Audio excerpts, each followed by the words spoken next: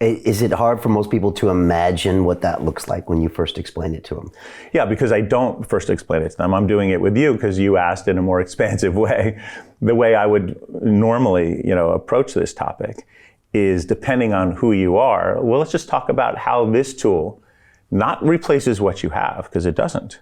How can it become more effective as a business tool?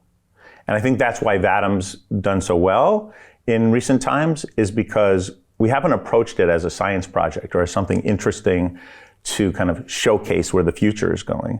We've approached it as a natural evolution of today's set of tools and capabilities to say, well, if you're really looking to reach people in a more ethical, legal, and compliant manner, and you want to gather that data in a way that delivers more value than you're taking, so you can develop a long-term relationship, let's look at that.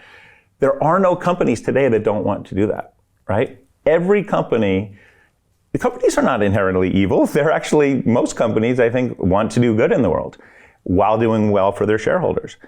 In order to do that, they got sucked into this machine, because how else do you reach people? You reach people by paying the intermediaries that hold those keys.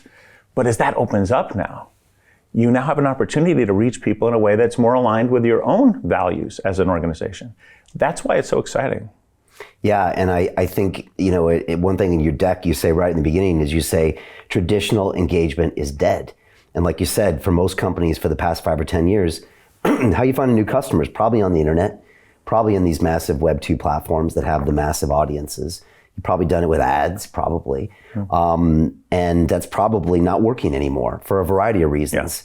Yeah. Maybe it's the cookie that Apple took out. Maybe it's that people are getting tired of that. In the long run, it's probably not what you want to do anyways. Yeah, exactly. And talk to me about how the businesses are starting to realize that. I think you said it really well just now. In the long run, it's probably not how you wanted to do it anyways. Yeah. This is not a problem for these companies. Oh, at first people were freaked out. Apple shut off cookies. What are we going to do? Oh no, now we can't surreptitiously gather data against people's wills and use it for nefarious purposes. Oh no. But then within seconds you're like, well, okay. It maybe disrupts the way we're doing business, but thank you. Yeah. It needed disrupting.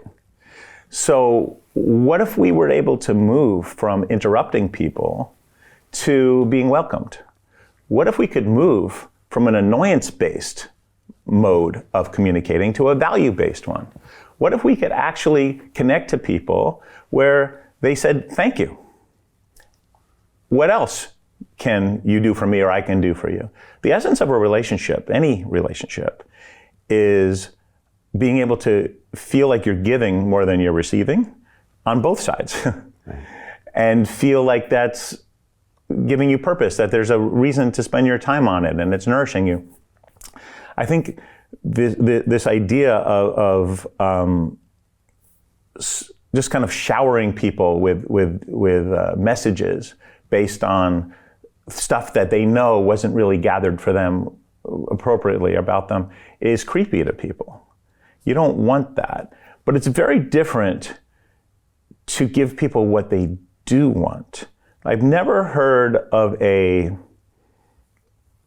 bride go to her guest and say, you bastard, you violated my privacy, looked at my wedding registry, reviewed the things I asked for, went out of your way to get me something, and then bought it for me. I feel violated. It's never happened. Because this is a thank you relationship, right? This is what we call zero-party data. First-party data is what you glean in an ethical way for maybe an initial value exchange. Zero-party data is what you earn over time when someone says, hey, this is a really great relationship. Thank you. I'm going on vacation over here in Florida this day. We just want to let you know if you got anything interesting for me. You start to say, I like basketball. I'm this. I have 3 people in my home. You start to tell about yourself, not permanently, but for the time that aspect of your identity you wish to share with this group because you're feeling comfortable with them. And they're earning it every day. Advertising doesn't earn you the right to communicate with someone every day. But the next generation of advertising will. It's advertising, marketing, and loyalty collapsed into one. To continue watching the rest of the episode for free, visit our website londonreal.tv or click the link in the description below.